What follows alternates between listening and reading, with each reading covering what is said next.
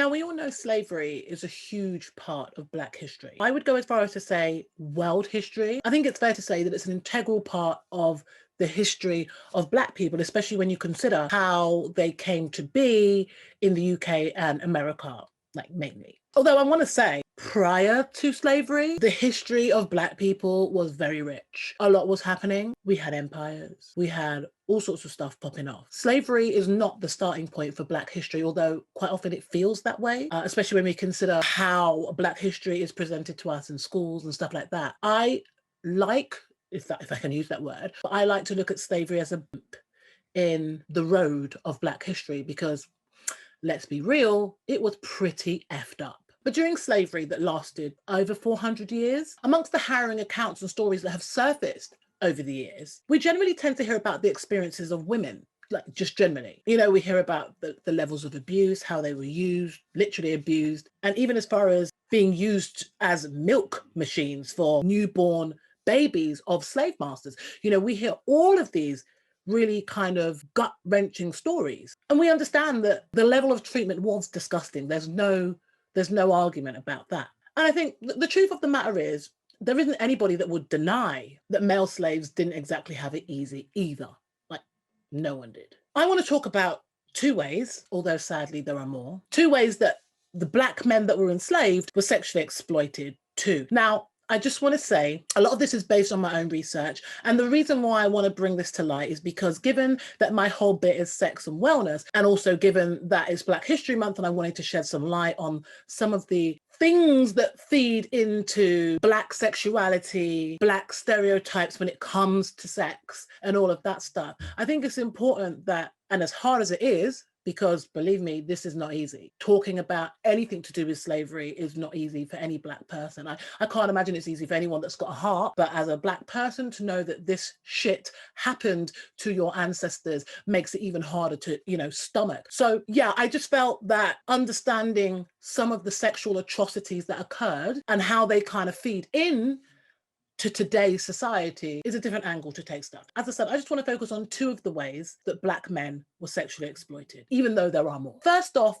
buck breaking. Let's talk about that. It is horrific. If this is the first time you're hearing about buck breaking and you're like, what is she on about? Seriously, brace yourself, because it ain't pretty. In a nutshell, buck breaking is a form of sexual abuse. It was basically where white slaveholders and even merchants used rape as a way to embarrass a male slave. Not only was it made to embarrass him, but it was also, the whole thing was to make him feel less of a man. So if he was stepping out of line, this is how we're going to bring him back in. It was a way of exerting dominance. Imagine this hench Black man that is just the epitome of masculinity. You've got to make him know, or this is the mentality of a slave master. You've got to let them know who is boss around here. In order to do that, this was one of the ways that they did that.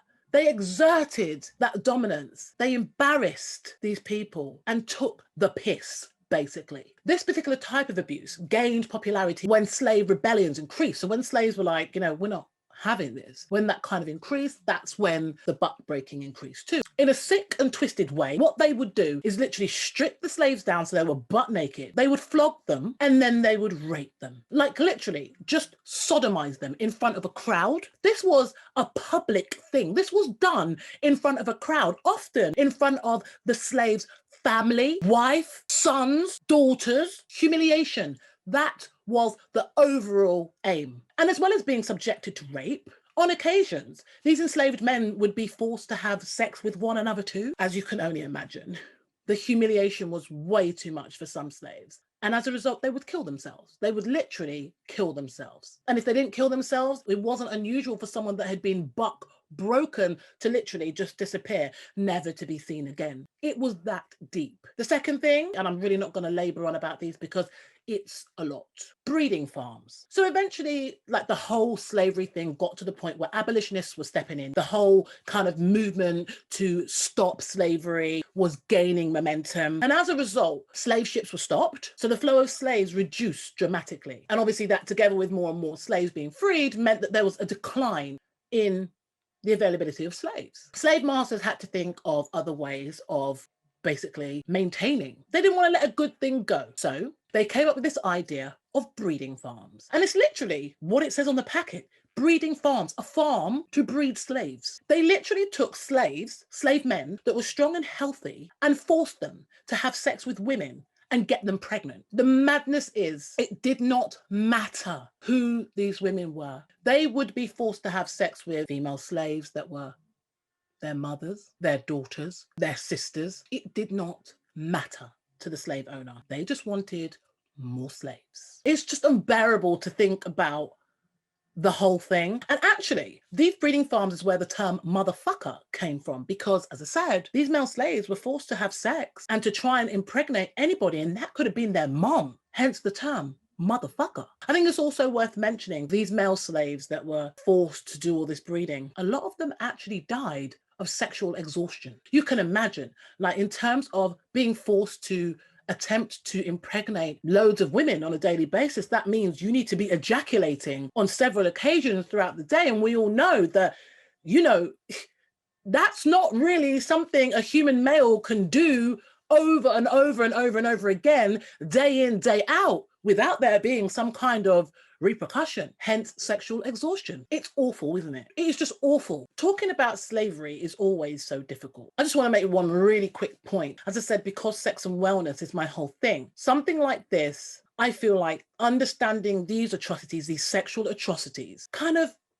begs the question, what effects has this psychological terrorism had on Black men? I think that's a debate that is still very much valid. We see certain behaviors that maybe we can't necessarily justify. It is understood that the effects of our past can affect our future. So if we want to accept that, then we have to accept things like this are going to impact us mentally. Like, let's just talk about the men for a minute. How is this impacting them mentally? What is this doing to the mental health of Black men? You know, even considering things like the fact that young Black men were highly sexualized, even from a young age. And even around that, there was an attempt to emasculate young Black men. That's real. It is well documented and understood, especially in the Deep South. Young Black boys were not allowed to wear trousers. They would wear like sort of dress-like shirts and maybe a bit of string tied around their waist until they were grown men. This isn't like maybe. This is fact. So things like that, not allowing men to be men, and I know it goes deeper than clothing, but when you think back to those times, you were literally defined by what you wore in some way. Do you know what I mean? I think if we want to talk about slavery, rather than just talking about the facts of slavery, which is important, I think it's time we focus mainly on the fallout. Even in terms of all these different stereotypes around Black men and women, sexual stereotypes, a lot of them can be traced back to either slavery or around that time, but it is deep.